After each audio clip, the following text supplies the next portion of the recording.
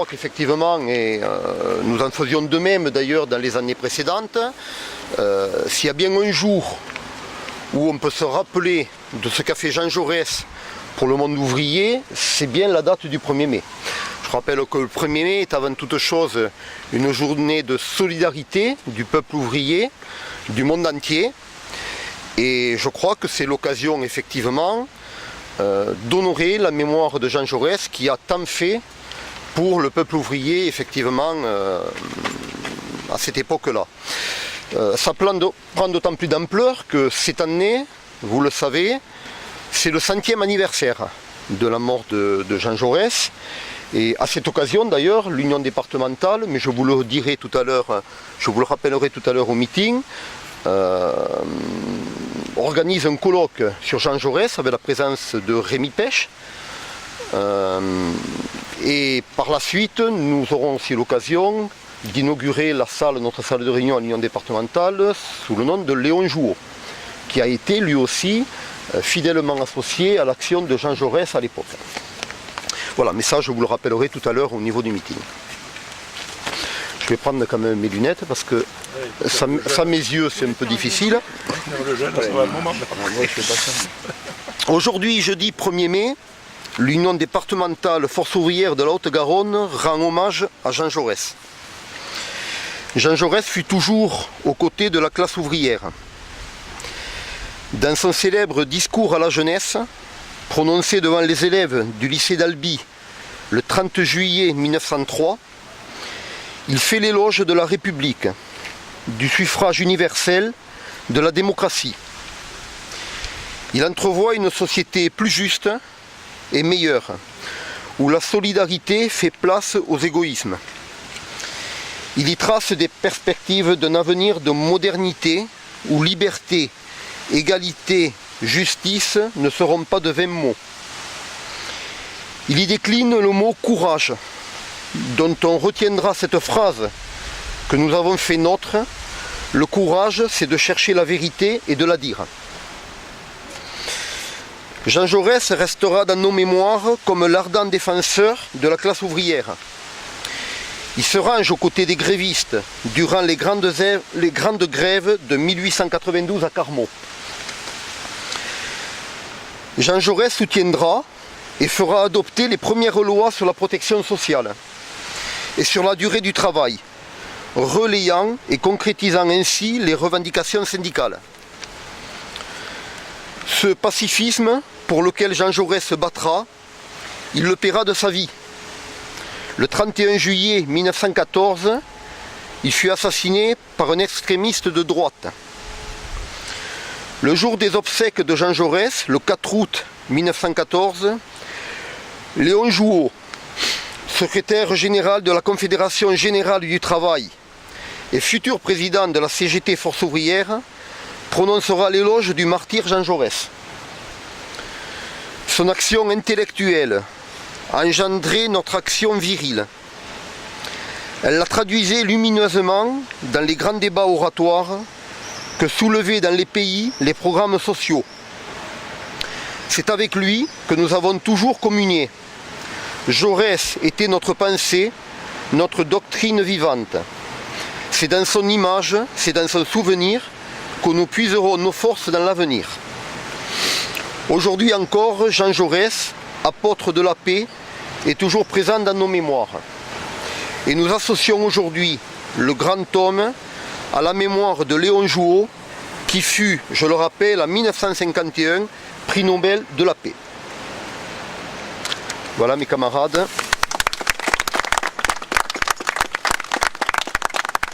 Stéphane, qui est secrétaire, je vous le présenterai aussi au meeting, mais beaucoup le connaissent, qui est secrétaire confédéral donc à la Confédération.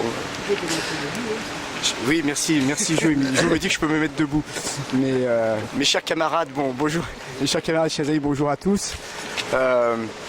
C'est un grand privilège et un grand honneur d'être ici pour commémorer la mémoire de Jean Jaurès. Alors, l'objectif de cet hommage que nous rendons à ce grand défenseur de la classe ouvrière, c'est bien évidemment Serge l'a rappelé, se remémorer toutes les actions, toutes les actes que Jean Jaurès, par son action, par son combat quotidien pour la classe ouvrière, a permis d'améliorer le sort des travailleurs dès le début du XXe siècle. Alors après, le débat que nous pouvons avoir, c'est en quoi l'action, les discours, la parole de Jean Jaurès sont toujours d'actualité. Voilà. En quoi, en 2014, eh bien, le combat de Jaurès pour la classe ouvrière, ce qu'il a entrepris jusqu'en 1914, eh bien, en quoi ça nous interpelle et ça nous résonne dans nos actions quotidiennes en ce jour du 1er mai 2014. Eh bien, il y a deux éléments peut-être qu'on peut porter à notre réflexion collective. C'est d'abord la question de la République.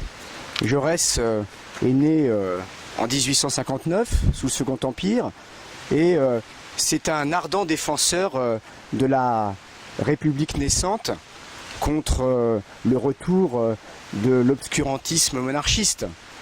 Mais que dit Jaurès dans ses discours, notamment? Jaurès était un grand orateur dans ses discours au Parlement.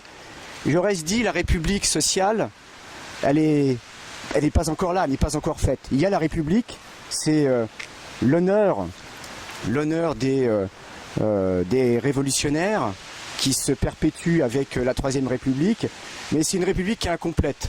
Parce qu'il y a d'un côté l'action politique et d'un autre côté l'action économique.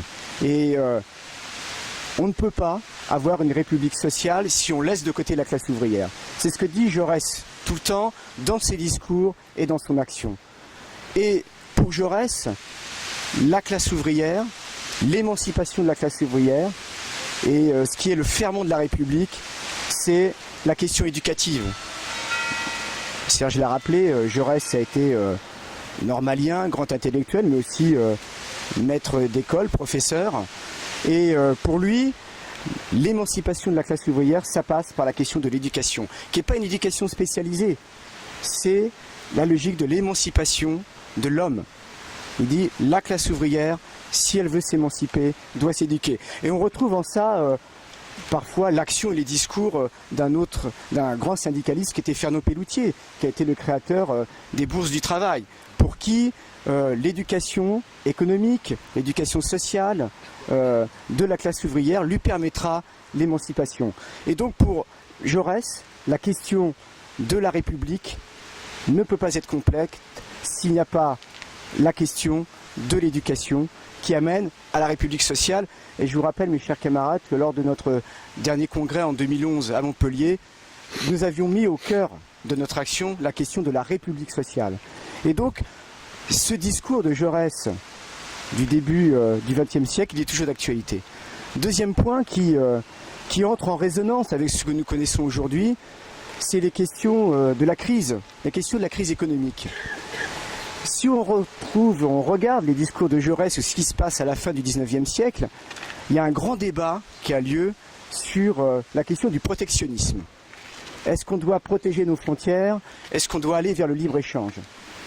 Et à cette époque, il y a un certain nombre de lois qui sont prises par des tarifs douaniers qui vont protéger la production agricole et la production industrielle. Et Jaurès est contre. Jaurès est contre. Et pourquoi il est contre? Jaurès, il dit, le protectionnisme, ça protège les puissants, ça protège les rentiers, ça protège ceux qui ont la richesse.